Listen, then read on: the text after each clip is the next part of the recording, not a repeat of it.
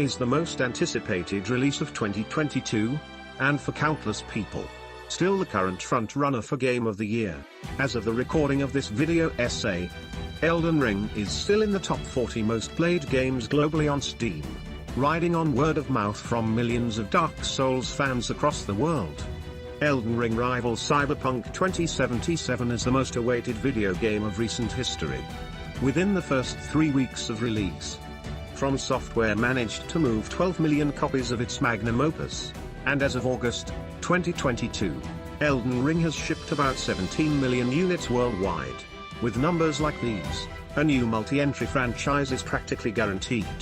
Elden Ring's sales are on a scale rarely ever witnessed, not only because it is the first Souls-styled game to do so, but in the global gaming industry. As someone who has not played a Souls game up until hearing about Elden Ring, I thoroughly enjoyed my time in the lands between. But there are a few things that are worth contemplating. Alright, so where to begin? Like anyone who's never played a Souls game and never even heard of the Souls genre, up until the impending release of Elden Ring, I got hyped up for it by all the videos and reviews singing its praises. I drove to the local Best Buy, I bought the game. I ran home. I installed the game. Then came the moment of truth. Double-clicked the launch icon, and it wouldn't boot up. So I did what any calm British gentleman would have done.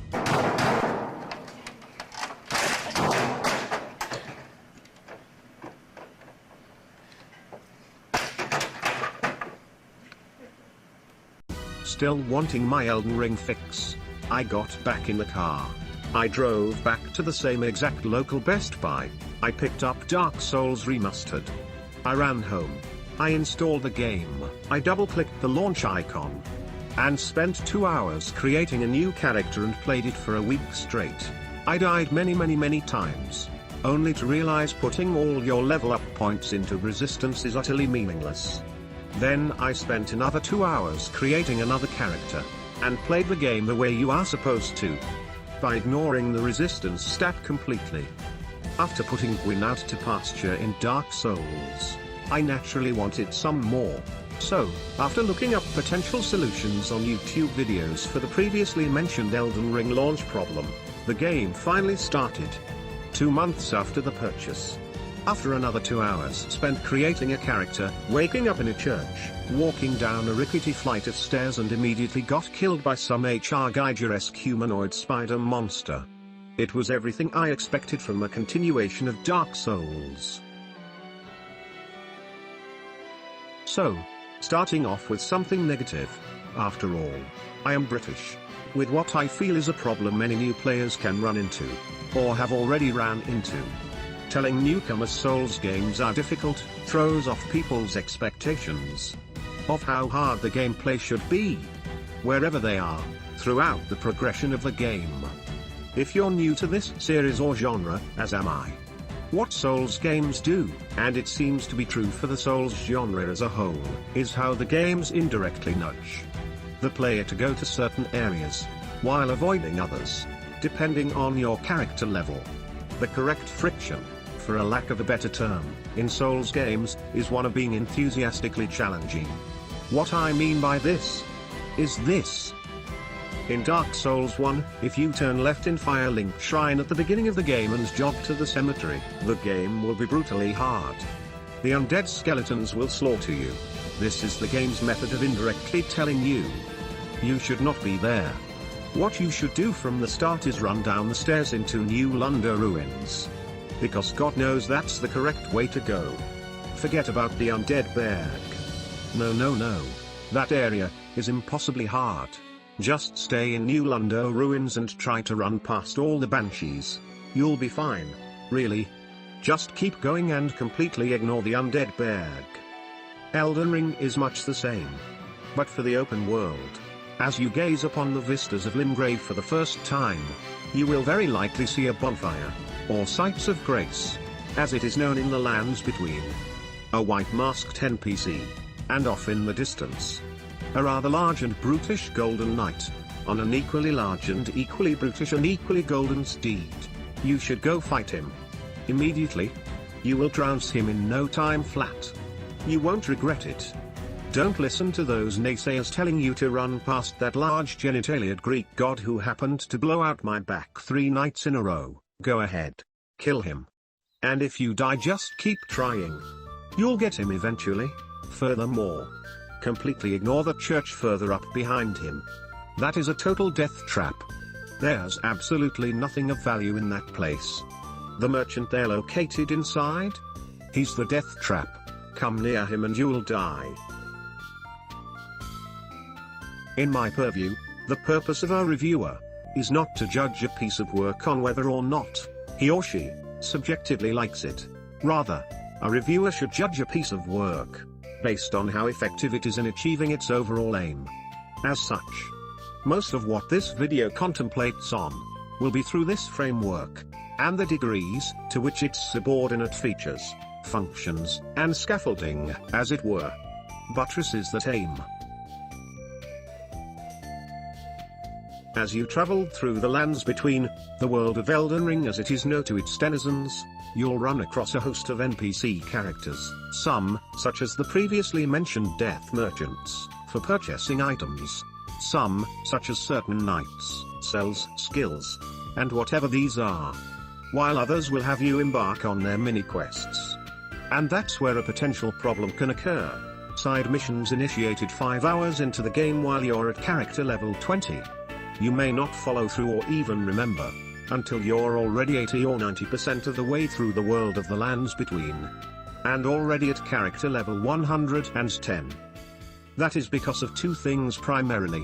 1, the game doesn't have a journal or quest log of any kind, so depending on how good your memory is, you may need to have a pencil and notepad by your side to write down where to deliver items you've been given, or where to go in mini-missions you've started. 2. After progressing past the first 2 or 3 stages of any given quest, the NPC who gave you the quest doesn't really give you much information as to where they will go next, or what you need to do, aside from saying something along the lines of, perhaps we can have a chat over a plate of blueberry Bismarcks at a Dunkin' Donuts in the near future. You see, the issue with this is what makes these NPC characters progress through their quest lines is dependent on very specific triggers, which must be tripped at very specific places, and in a very specific order. For instance, in order to advance through Millicent's quest, this girl, you must run into and talk to her at a particular cliff, nearby a particular bonfire. However, she gives you no indication of this besides saying, "See you later at the bar." Back in Caelid, after alleviating her of scarlet rot with a heroin syringe, recovered by killing Captain fucking Crunch. Then, without any other indication, you then must meet her much farther to the north, at a windmill village, after slaying Stretch Armstrong, and she'll only appear after resting at the corresponding bonfire. If you move on without sitting at the aforementioned bonfire, or doing the highly immersion-breaking maneuver of quitting out to the main menu, then loading back into the game, and without exhausting her dialogue tree, she will not move forward in her quest line, while you move further along the main campaign. What this means is, she'll stand at that exact spot for the remainder of your adventure, unless you happen to stumble across her, on a very unlikely, and very occasional return trip back to the windmill village. Now, I'm not saying Elden Ring needs to have some mystical Garmin GPS system, conveniently knowing the exact location of a 1,000-year-old hidden Viking warhammer, with the ability to cast lightning from the skies, being located in the 3rd drawdown of the 2nd Cedar Chesser, in the basement of the McDonald's, at the intersection of 12th Salem Street and Westbrook Avenue. You know, like what you'd get in a derivatively typical Ubisoft title. What I am saying is, having a simple mission ledger system, a journal of the NPCs you come across on your journey with a simple reminder of what their goals are, will help the player participate in the storylines of the various side characters encountered in the lands between. However, the one mini-quest which you will likely complete, whether you want to or not, is Ranni's, this girl, and that's only because it's so intertwined with the main campaign. Even though you could technically, you're very unlikely to skip past it, since it's quite parallel to your primary goal. Apparently, she needs you to retrieve her long-lost mythical butter knife, so she can, have a certain someone butter her toast, so to speak. However, if you do finish Ranni's side mission, it in effect locks you out of completing certain other side missions, which you may have been able to finish otherwise. What this basically means is, if you organically follow along the primary campaign, you will very likely end up near the doorsteps of the final few bosses, 90 hours in, and be unable to advance through the quest lines of those NPCs you met 5 to 9 hours into the start of the game. The side quests would have worked more fluidly had it integrated some form of parallel NPC progression system, where the NPCs move forward in their own quest lines, relative to the main story arc, although you might not acquire a lot of extra beneficial items within their side missions. But at least it would give the players the feeling that NPCs have their own autonomy. Given the previous example with Millicent, was she capable of moving herself to the Windmill Village, without the game needing you to sit at the cliff bonfire first? The NPC and the player would have had more chances to cross paths. Now I'd be remiss to not mention that NPC side quests in Elden Ring make up a much smaller portion of the total experience compared to other RPG titles, say Elder Scrolls, where several side missions are intertwined into the primary narrative. Elden Ring is much more concentrated on the singular path to becoming the next Elden Lord. This is not a negative thing in and of itself. The core directive of a game is character building. To gain effectiveness in weapon, spell, or other capabilities, allowing you to overcome obstacles previously insurmountable at a lower character level, whether it would be a nigh impossible boss, a key item to gain access to new areas, or simply the capacity to survive the onslaught of a formerly impassable phalanx of Drakenfaust knights, blocking your path to a potentially necessary relic. I am just saying a more interconnected NPC quest system, and a mission ledger, probably would have given the player more opportunities to see the lives of the denizens play out fully. In Dark Souls Remastered, the bosses are like moving puzzle boxes, with which you have to fit the pieces together, while metering your limited resources. And although I haven't played through Dark Souls 2 and 3, from what I have heard they are about the same. Bloodborne and Sekiro: Shadows Die Twice also seems to follow suit, like Elden Ring's predecessors. The stars of the show are the bosses you will inevitably encounter while rummaging through the lands between. The management of your health flasks, and finding the precise moment when to replenish your near-depleted red health bar, is of paramount importance. The same goes for your blue mana indicator, all the while managing your constantly fluctuating green stamina meter, as you attempt to whittle away a large imposing red life bar, of an equally large and equally imposing boss. Except, this time, the sadism of Hidetaka Miyazaki will test your capacity for masochism. It seems the boss fights are designed by SNK, the same developer of the King of Fighters franchise. It's as if From Software thought to themselves, what can we do to make players die even more frequently? And in a drunken stupor, Hidetaka Miyazaki and company, while keeled over a coin-operated King of Fighters arcade machine, located in the cafeteria of the company headquarters, during a beer pong break, had a revelation.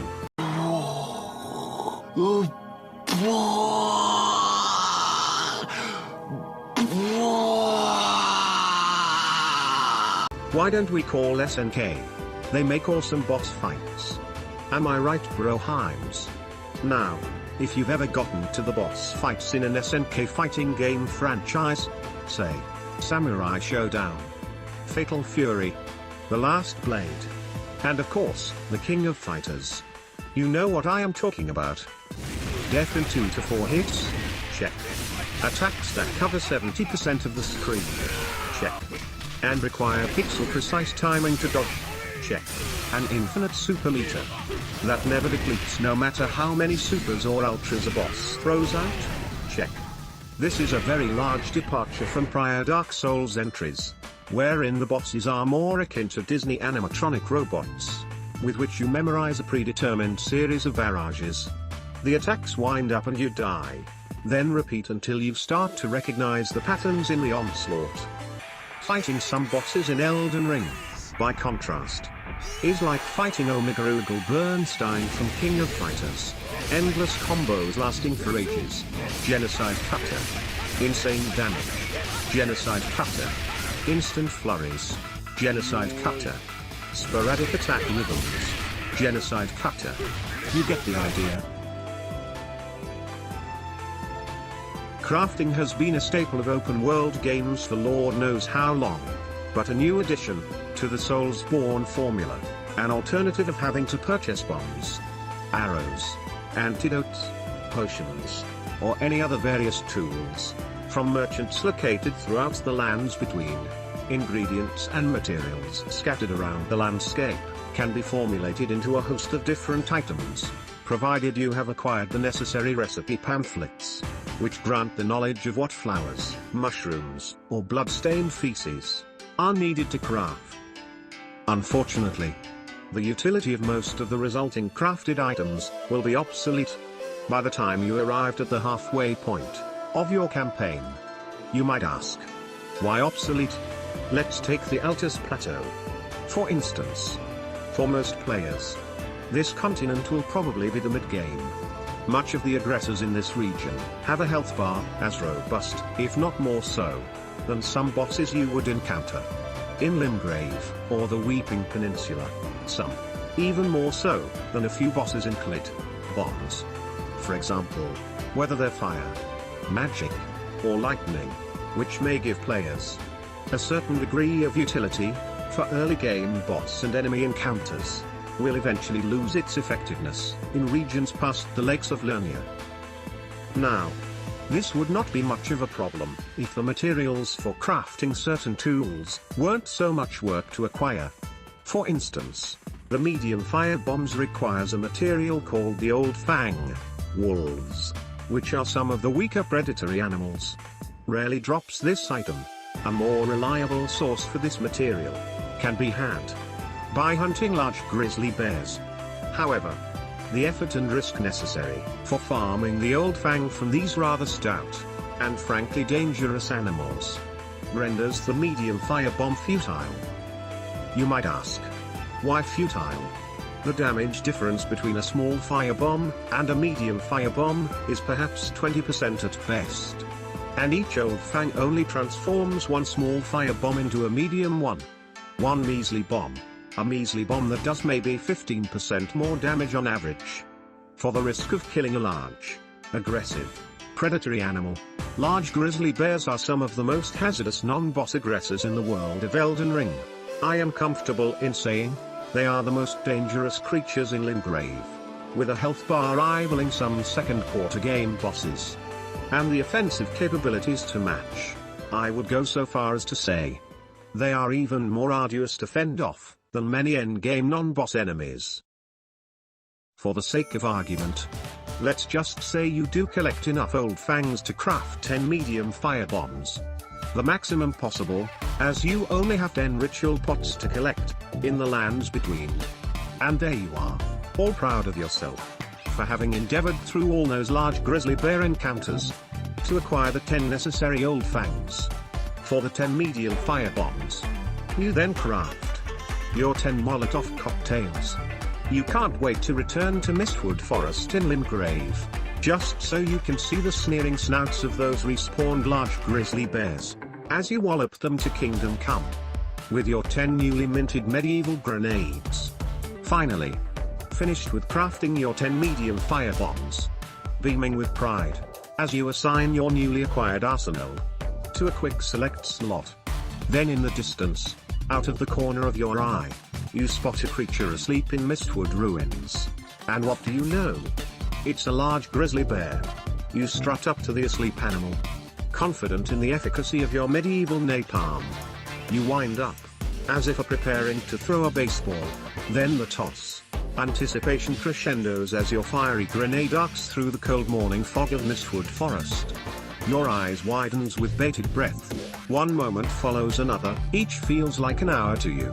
Then the grenade impacts the belly of the slumbering forest beast. Fire and brimstone erupt. The sound. Deafening. Surely. No mere animal can withstand. The hellfire of an explosive. Imbued with the power of non-human dental additive. The smoke clears. You expect the visage of the lifeless predator laying amongst the ruins of mist wood. But instead, the creature towers before you. Its health indicator shows nary a sliver of damage. Surely, From Software and Hidetaka Miyazaki wouldn't purposefully mislead adventurers with a device that is all bark and no bite. And you think to yourself, surely, From Software and Hidetaka Miyazaki must have made it an effect stacking ordinance. So you wind up once more. This time more forceful than the last. Then another toss. The crest of your anticipation matches the trajectory of the weapon. The bomb whirls across the haze of the forest. One moment passes after another. Each feels like an hour to you. The device then strikes the torso of the awakened bear. Fire and brimstone followed. The sound. As deafening as the first. Surely. No mere animal can withstand. The hellfire of two explosives. Imbued with the power of non-human dental additive. Again. The smoke fades. Again. You expect the visage of the lifeless predator laying amongst the ruins of mist wood. But again. The beast towers before you still. Its health bar reduced by another mere sliver of damage. A mistake. It must be.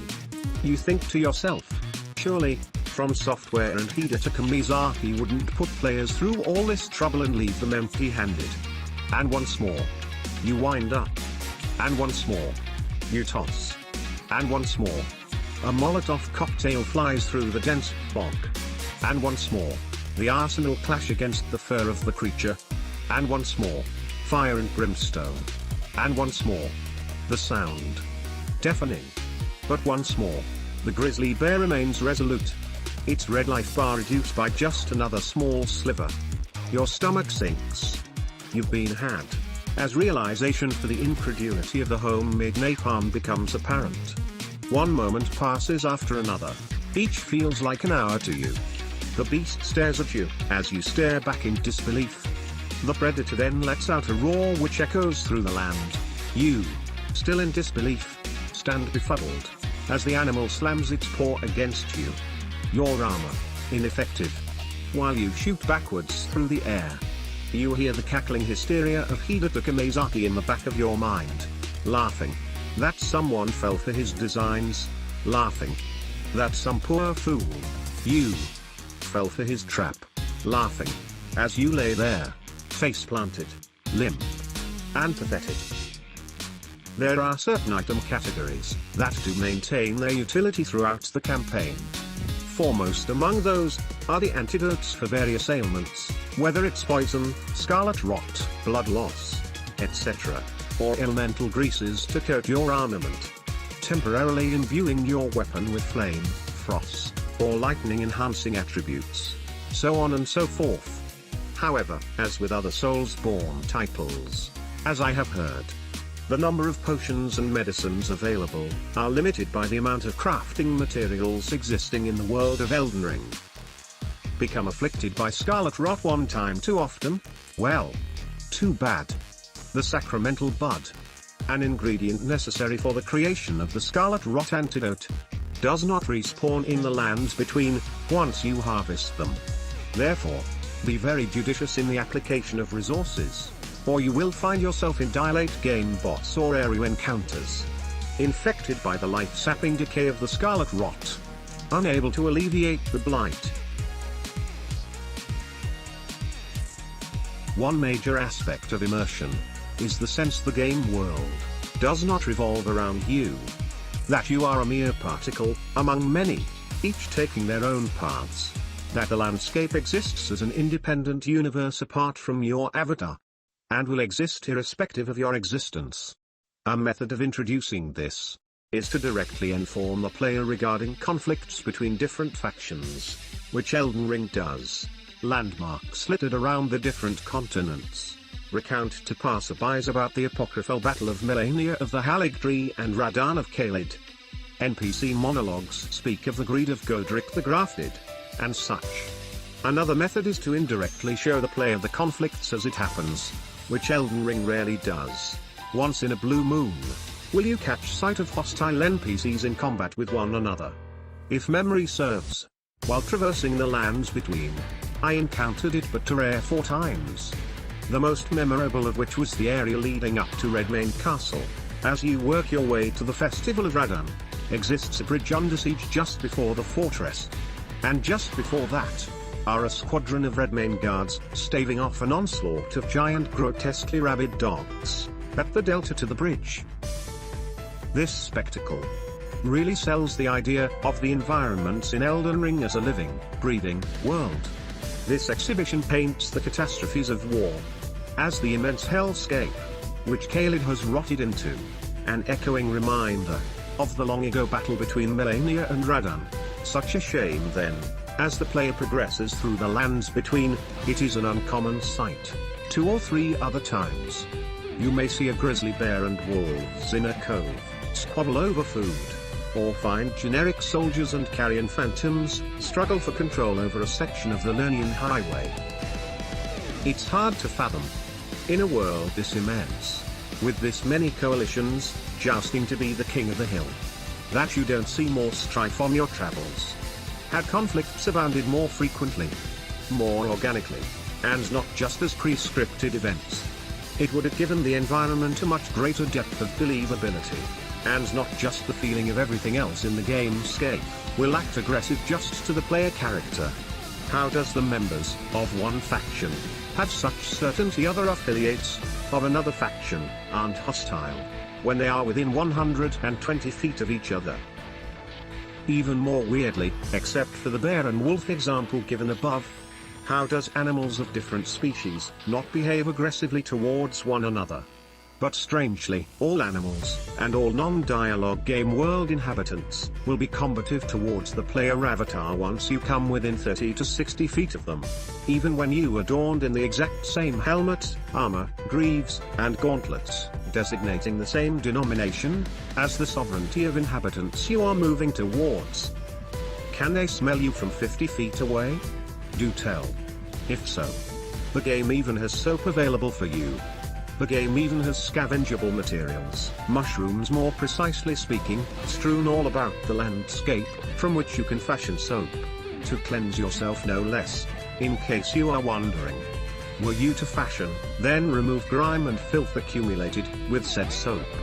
The lingering spring rain shower scent of your avatar, post-soap usage, does not deter the hostility of either individuals or groups of human aggressors or otherwise on your travels. And another thing, one of the more memorable personalities you may run across is Alexander, or Iron Fist Alexander, to be more precise. A rather talkative, and overly rotund, and barely upright, bipedal jar of human, and possibly non-human primate innards and bodily fluids, you know, like Piers Morgan. But with 3 times the charisma, and 1/7 the arrogance, as he informs you of his attempt to become the champion of a certain event held at Redmane Castle. The first encounter with you is by his shouts for help, as he is stuck in a pothole atop a cliff, and he requires someone to strike him repeatedly from the rear with a blunt object, so as the force of the strikes will hopefully dislodge him from his circumstance. And as with any rather talkative, overly rotund, and barely upright Englishman, he very much politely inquires you, and very much unlike Piers Morgan, for help to extricate him from his circumstance. And once fully dislodged, Alexander infers upon you a token of appreciation, a consumable, and thanks you. Like I said, 3 times the charisma, 1/7 the arrogance. If you've managed to go through his prerequisite dialogue trees earlier, he will cross paths with you later on, before the start of the event he spoke so fondly of, at the place where this rather charismatic repository of organs will attempt to acquire fame as a great warrior. The commencement for the Festival of Redmane Fortress, where the finest contestants from across the lands between struggle against a champion from the War of the Shattering, General Radan, a demigod descended from the deity of Elden Ring, Marika. Eaten from the inside by Melania's scarlet rot. His wits long gone during the battle confronting the now witless red-haired son of Marika. Alexander played a considerably vital role Though after the confrontation, he doesn't seem to think his presence in the field amounted to much. Telling the player, I, on the other hand, am nothing but a crock. One hit was all it took to crack me, and for my insides to come spilling out. After that, I hit like a coward, and as such, I can hardly stand to face one such as you. Personally, I thought the affable container of entrails fought quite valiantly. I think one very big reason why many new players may struggle with getting into the flow of gameplay in Souls games is the lack of context in how the game should be approached. Speaking simply, knowing how to maneuver your avatar and utilize its movement set is of far greater importance than that of utilizing your attacks, and to a far greater degree compared to most other titles, such as the Devil May Cry or God of War franchises. The way the controls work, if you're not familiar, is similar to that of a mech simulator. Now, that might sound like a large stretch, but bear with me. In a mech simulator, say, the MechWarrior series or even from Software's very own Armored Core franchise, you lock onto a target, and you maneuver around that locked-on target by strafing, by moving towards or away from it, by dodging, or by propulsion, all the while managing the toll these maneuvers have on your mech's generator core. The combat. In a mech simulator, you fire off a shot of the laser. It creates heat, which needs to be dissipated via heat sinks, or drains your energy reserves, which needs a moment or two to be replenished via your generator core. If you fire missiles, it consumes ammunition. Likewise in Elden Ring, every swing of the sword, every parry, every dodge roll, every jump, every attack blocked, consumes a portion the green stamina bar. That stamina bar acts very much like a indicator bar for the mech's generator core in a mech simulator.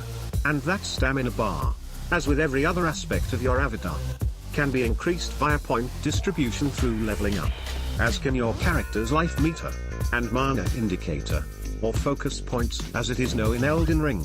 And speaking of that mana bar, it essentially acts as an ammunition reserve for spells, incantations, and unique armament skills.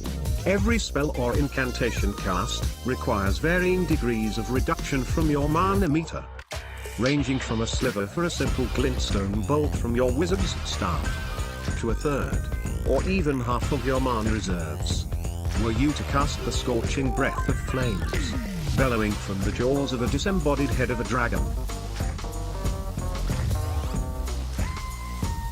Certain areas can be reached by way of multiple methods. As an example, the game gives the player a few pathways to enter Elden Ring's midpoint. The path most adventurers would likely use for access to the highlands of the Altus Plateau is through the ruin-strewn precipice. But the reason for that is because, although the most apparent route to the Altus Plateau is through a large medieval sandstone elevator, the Dectus Lift, the game gives you no information as to where the key item necessary to operate the lift is located. As far as I could tell, none of the NPCs I came across gave any clues or tips on where to find the Dectus Lift key. The item for operating this medieval elevator, as it happens, is split in two, with each half located in two separate fortresses on two adjacent continents. Elden Ring sort of assumes, as you explore about, you may inevitably run across the two halves of the Dectus Medallion, the item necessary to access the lift. But thinking back on the method of acquiring the second half of the medal, this is quite unlikely. The probability of the coincidental areas the player has to happen upon to be able to access the fortress where the second half of the Dectus Lift key is just that, coincidental. And the probability you'll happen to stumble across the fortress where the medal resides is also equally coincidental. The likelihood of you not triggering the necessary events for access to this place far outweighs the chances you will. This video essay has been pretty negative, but that's only because I've zoomed in on certain features and functions that could have been more thoroughly implemented, those which paled compared to the rest of the game's polish. But even these flaws do not deter the quality of the overall experience. I didn't want to talk about if aspects of the title, like if the catacombs, caves, and tunnels, and other commonly mentioned side content, feel copy-pasted, and to what subjective degree. I'm sure you've heard much judgment on those already, in other reviews, or video essays. Elden Ring is more than the sum of its parts.